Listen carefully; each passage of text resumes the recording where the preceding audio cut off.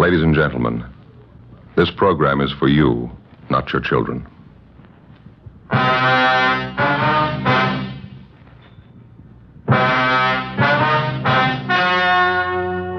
story you are about to hear is true. Only the names have been changed to protect the innocent.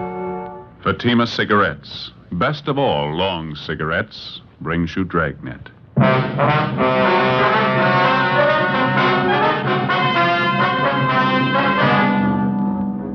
You're a detective sergeant. You're assigned to homicide detail.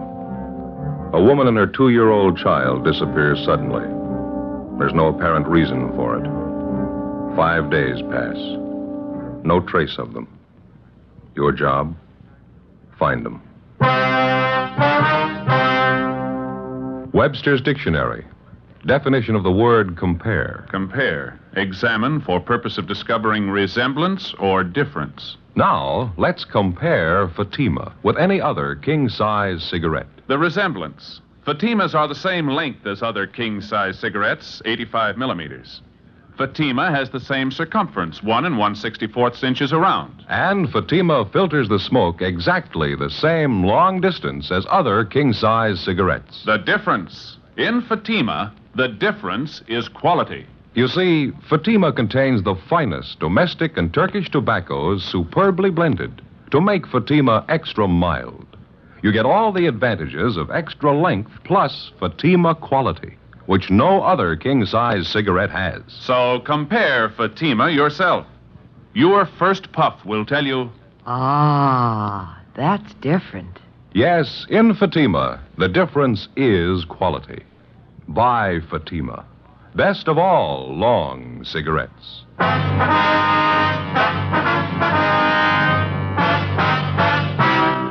Dragnet, the documented drama of an actual crime.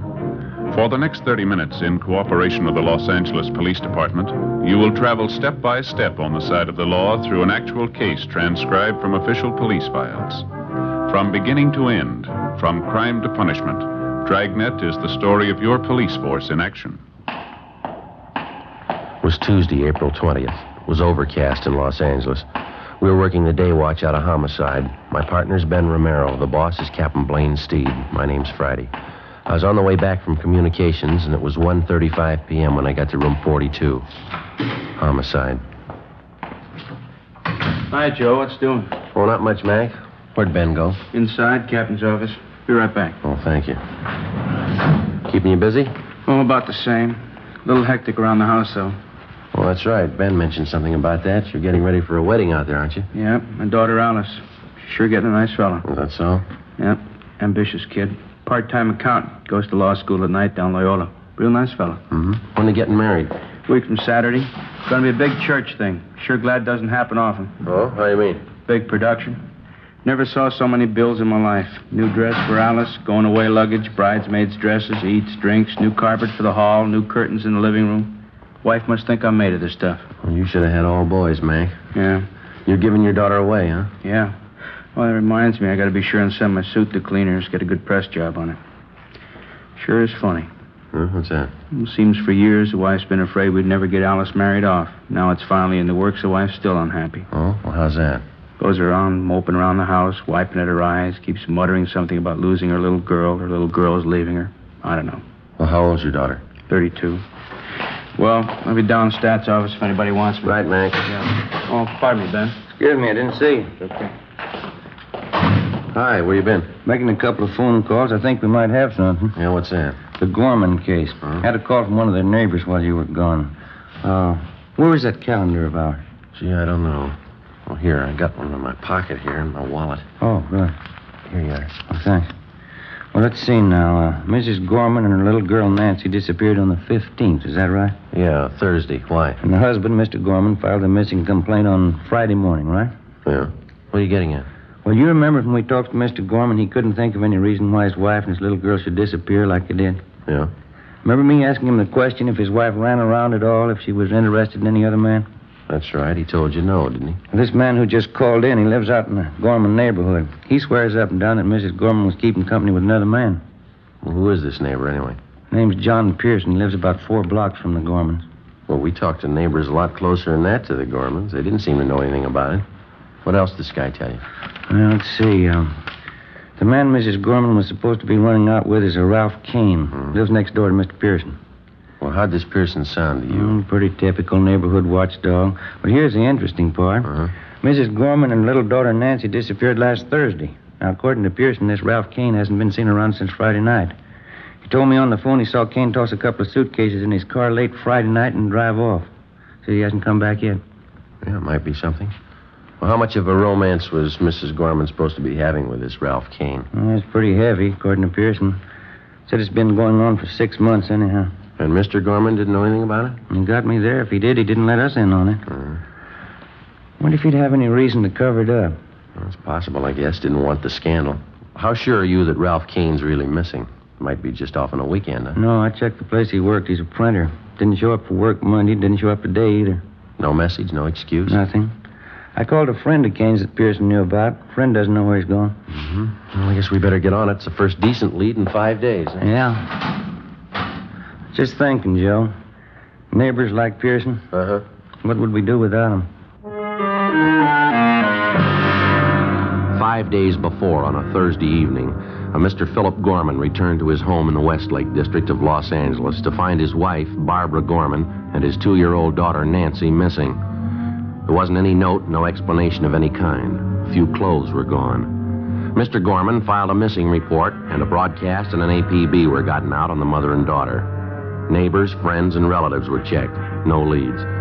Routine investigation failed to turn up anything. Mr. Gorman could give us no explanation for the disappearance. After 3 days, we got out a radiogram. Still no results.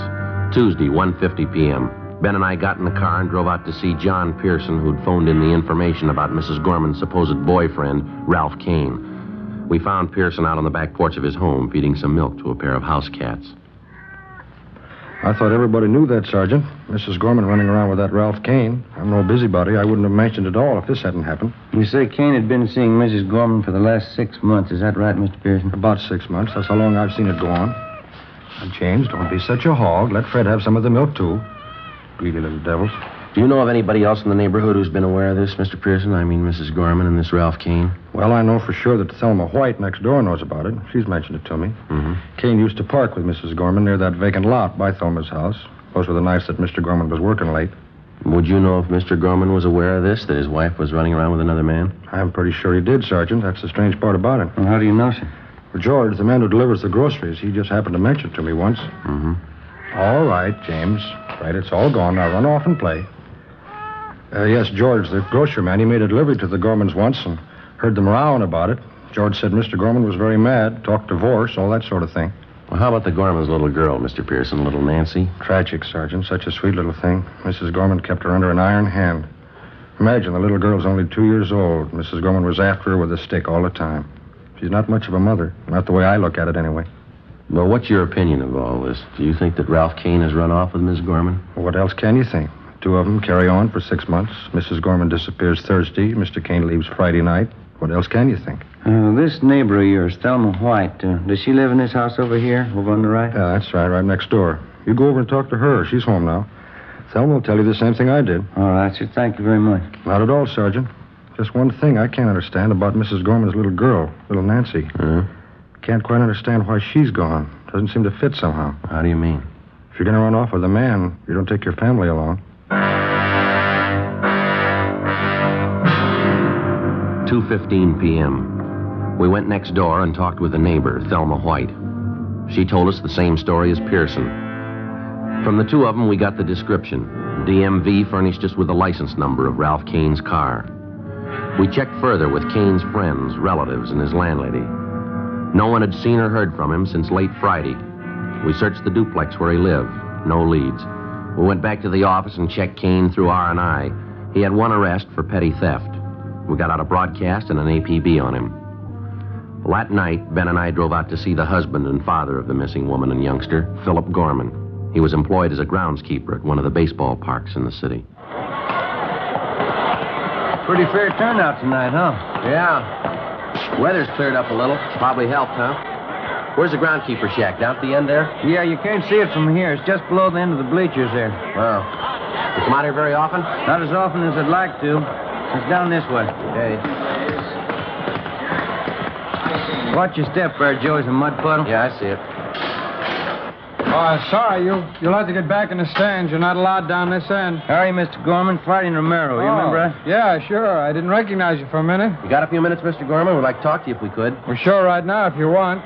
You found out something about the wife, little girl? No, sir, nothing definite. We've got a few questions we'd like to ask you. Well, that's fine with me. I got nothing to do for a couple more innings. What's it all about? Well, when we talked to you at your house the other day, Gorman, you remember me asking if you could think of any reason why your wife and your little girl should disappear like you did?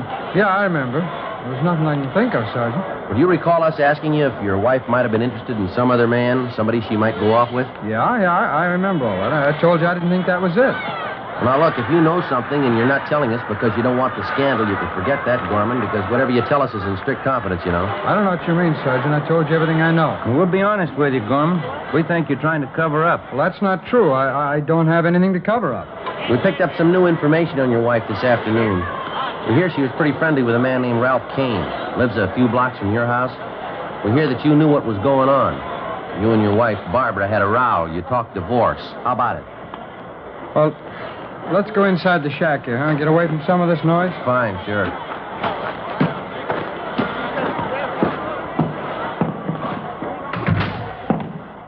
I hope you don't mind it in here. It's a little dirty. I keep all the maintenance stuff in here. That's all right, Gorman.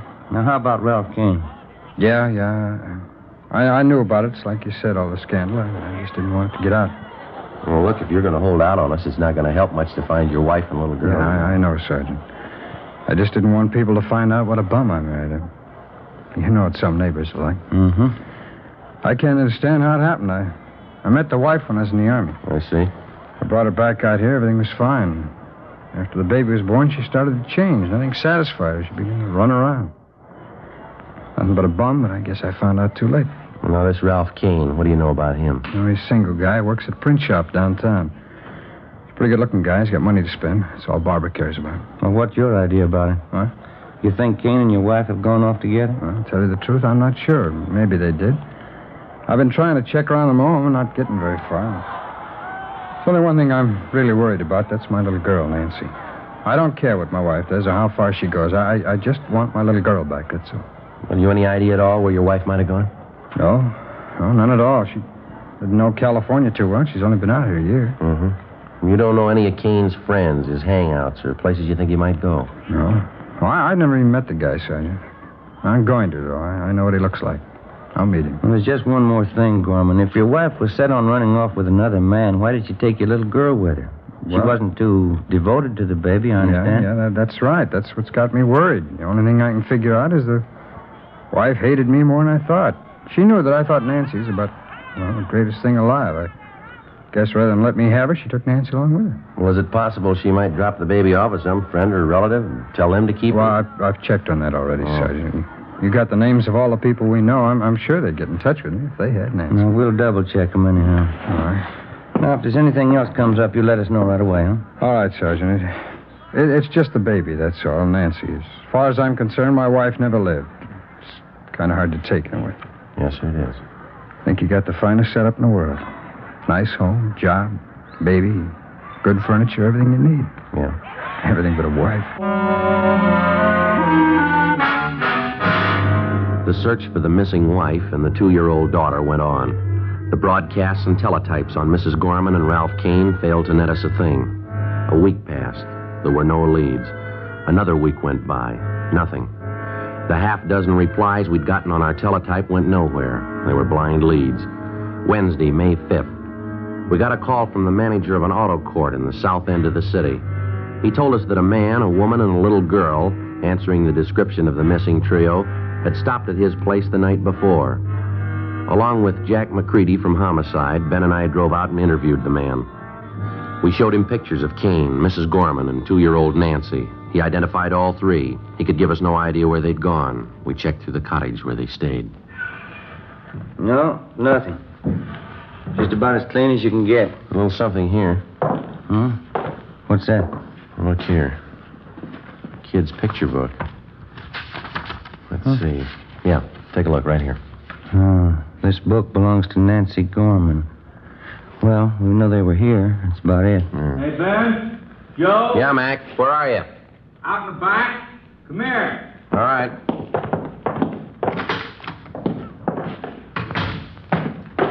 What have you got? Come here, have a look. Where'd you find that? Poking around this trash barrel here. Looks like part of a little girl's dress, huh? Yeah, there's not much there. Did you find the rest of it? Well, that's all there is, just that little collar. Take a look here, Ben. These stains right here, over here, too. Yeah. What do you think? Mac, blood stains? I'd say so. We drove back to the office to the crime lab and had Lee Jones run the stains on the dress. He ran a benzidine test and then a biological precipitant. The stains were made by human blood. Well, it still didn't put us any closer to the missing child or her mother. The search went on. We redoubled our efforts. No luck. Another 10 days passed.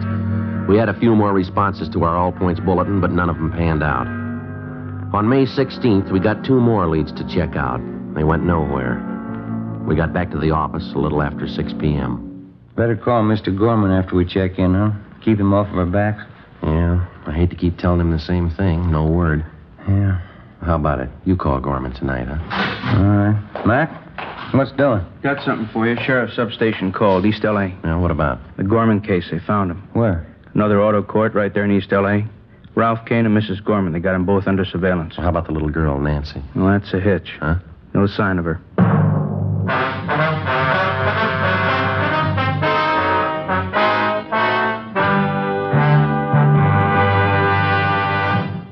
You are listening to Dragnet, authentic cases from official files.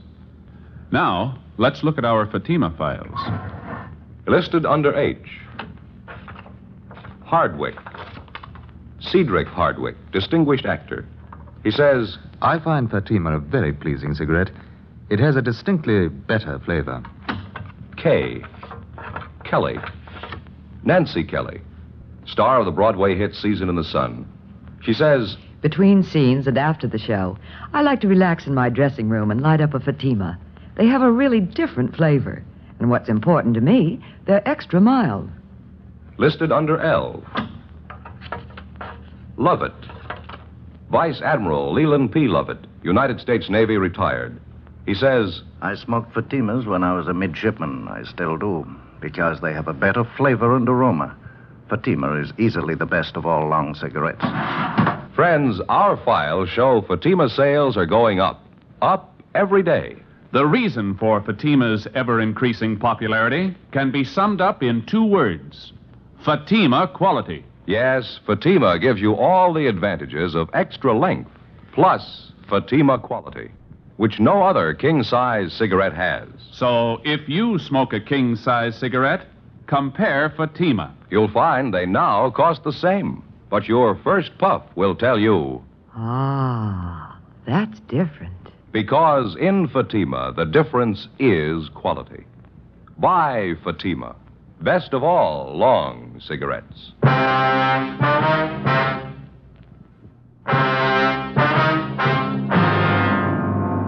Saturday, May 16th, 9 p.m. Along with Levinson and McCready from Homicide, Ben and I drove out to the sheriff's substation in the east end of the city. One of the deputy sheriffs directed us to the motor court where Mrs. Barbara Gorman and Ralph Kane were under surveillance. We found the 2 of them in one of the rear cottages. There was no trace of 2-year-old Nancy Gorman. Levinson and McCready took Ralph Kane out to the car to interrogate him.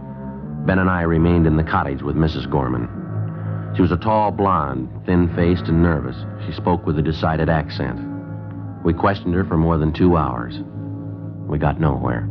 Why don't you sit down, Mrs. Gorman? Relax. How can anyone relax? These questions. You have no right to do this. Well, maybe you haven't got it straight, Miss Gorman. This is a pretty important matter. We'd like to find out about your little girl. I told you I don't know. She ran away. Yes, ma'am. Now, we've had 10 different versions. You stopped at a hotel in Nevada and she disappeared. You were at an auto court in Bakersfield. She ran away during the night. We've heard just about all of them. Now, how about the truth? I've told you everything I'm going to tell you. I don't know what's happened to the kid. She's gone, that's all. She's gone. There's got to be an explanation for it. Where is she gone? She ran away. How many times do I have to tell you?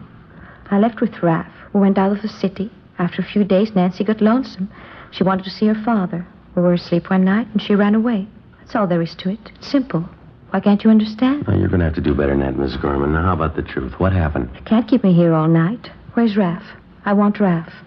Why'd you take the child with you in the first place, Mrs. Gorman? It's pretty obvious that you didn't want her. Did Kane want you to take her along? Oh, no. He wanted me to leave her. Just he and I. That's all he wanted. Should have left her there. All this trouble, questions. There's an easy remedy, ma'am. What'd you really do with the little girl? She wanted off. It's the truth. We didn't know it. She wanted off. We couldn't help it. How about the little dress we found in that auto court with stains on it? The same questions. You always ask the same questions. What about the dress, ma'am? Do I always have to repeat? I told you. Raph cut his hand. He was shaving. It was just an old dress, a rag. Raph bandaged his hand with it. Well, you usually wear bandages a while, don't you? You don't just throw them away. It was only a scratch. He didn't need the rag very long. Quite a few stains on the dress, ma'am. Must have been more than just a scratch. No, it was just a scratch. Can't you believe anything I say? No, not so far. Please. Can't I go outside for a few minutes? I have a headache. It's so hot in here. All right, Miss Gorman. Go ahead, ma'am. Yeah, thanks.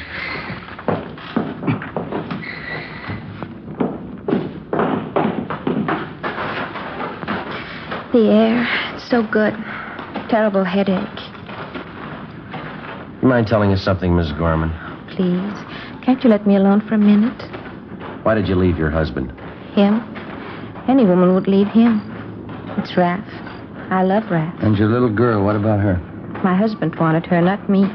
I'm just not like that. I didn't want her in the first place. It was a mistake. Terrible mistake. Is that why you got rid of her? What? Now, it's pretty obvious by this time, ma'am. When you left your husband, you took your little girl along for spite. Kane didn't want her. You found out you didn't either, so you got rid of her. Now, is that it? I didn't say that. You're putting words in my mouth. I didn't say that at all. Joe, Ben? Yeah, Mac, over here. Kane's given us half the story. Shouldn't be too hard to get the rest. It's a lie. There's no story to tell. Nancy ran away. That's all we know. Mac? Kane says they tried some kind of a death pact. He and Mrs. Gorman here got in a room and turned on the gas. He didn't tell you. He didn't tell you. Afraid so, ma'am. That's your boyfriend's story. What else, Mac? Well, as I say, Kane and Mrs. Gorman got in the room, agreed to end it all. They had a little girl with them in the room. Well, why was that?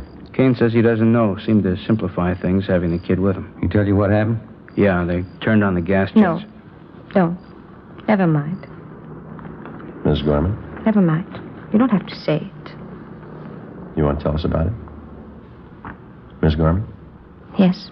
I'll tell you. 3 a.m. We went back inside the cottage at the auto court. We gave her a cigarette, and Barbara Gorman sat down and told us the story. 4 days after she'd left with her 2-year-old daughter and Ralph Kane, she knew she'd made a mistake. She admitted that she never should have taken the child. She said the little girl seemed to be in their way all the time. Kane was all for deserting the child or sending her back to her father. Mrs. Gorman wouldn't agree to it, just out of pure spite. One night in an auto court, she and Kane had a big drinking party. They brooded over the mix-up that they'd gotten themselves into. Kane didn't have any money to get married. He knew he'd lost his job. Even if they could get married, Mrs. Gorman wasn't sure she could get a divorce. Another full day and night of drinking, and they decided on a lover's death pact. They turned on the gas. I don't get it, Mrs. Gorman. Why'd you have your little girl in the room with you? Why didn't you leave her with somebody, with anybody? Why? She was mine, wasn't she? I thought we could go together, all three of us, but it didn't work that way. Well, what happened? Well, Raph and I woke up. Our throats were burning. My eyes were burning. I looked over at Nancy. She wasn't moving. It was just like she was asleep. And what'd you do then? We got in the car and left. We found a nice place in the desert. There were nice flowers there. We buried Nancy. How about you and Ralph Kane? You knew you were in deeper. Why didn't you try it again? Oh, we did, a couple of times. We loved each other. It's the only thing we could do, but every time we tried, we couldn't go through with it. We'd try. We never could finish it. Ralph got a job. We were going to buy a gun. Tomorrow, we'd try again.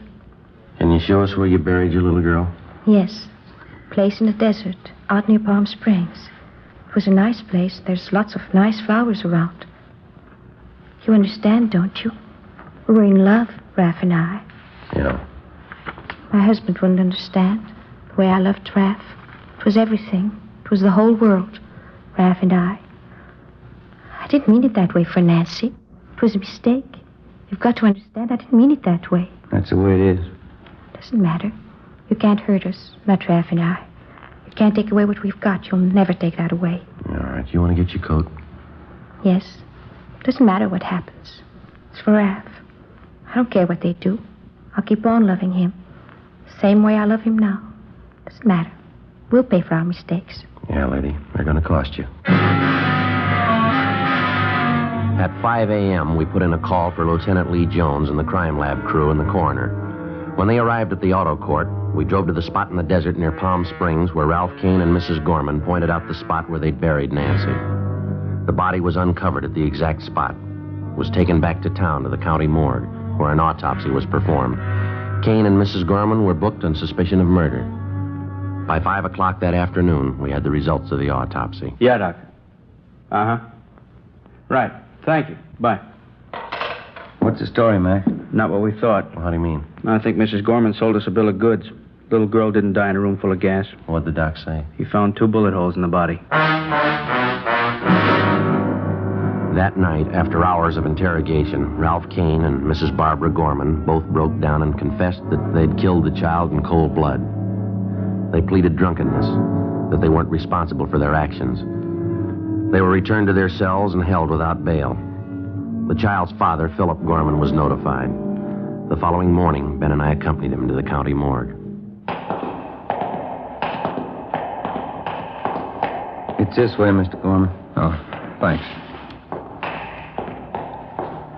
You sure you want to go through with this, sir? Mr. Gorman? Well, I might as well tell you the truth. I'm not sure I do. It isn't going to help much, Mr. Gorman. Believe me, it isn't. Well, I just wanted to see you just once more. Yeah, well, it doesn't work out. Wouldn't be the same. Not the way you remember. Just wanted to see. I just wanted to find out. What's that? About her mother, Ralph Kane.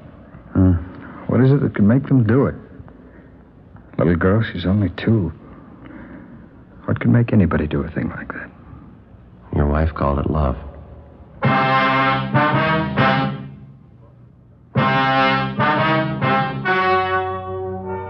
The story you have just heard was true. Only the names were changed to protect the innocent. On September 10th, trial was held in Superior Court, Department 89, City and County of Los Angeles, State of California. In a moment, the results of that trial. And now, here is our star, Jack Webb. Thank you. Friends, tonight you've heard just a few of the reasons why you should smoke Fatima. It sums up this way.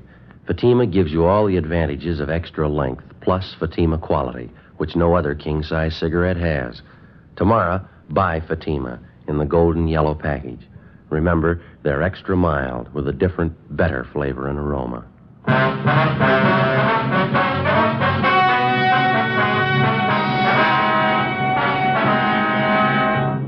Mrs. Barbara Gorman and Ralph Donald Kane were tried and convicted in Superior Court of murder in the first degree. Mrs. Gorman was sentenced to life imprisonment. Kane received the death penalty. He was executed at the state penitentiary, San Quentin, California. Ladies and gentlemen, the Bill of Rights section of the United States Constitution protects our freedom. Today, that freedom is endangered by tyranny and aggression. Every American must help make our free government an example to all peoples by dedicating himself to a constant, active citizenship. Freedom needs you.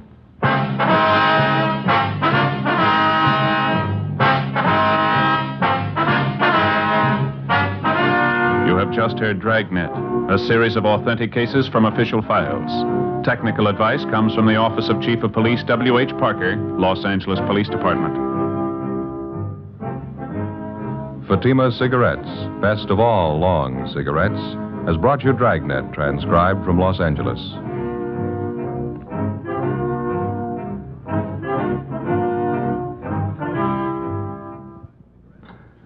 Stay tuned for Counter Spy, next over most NBC stations.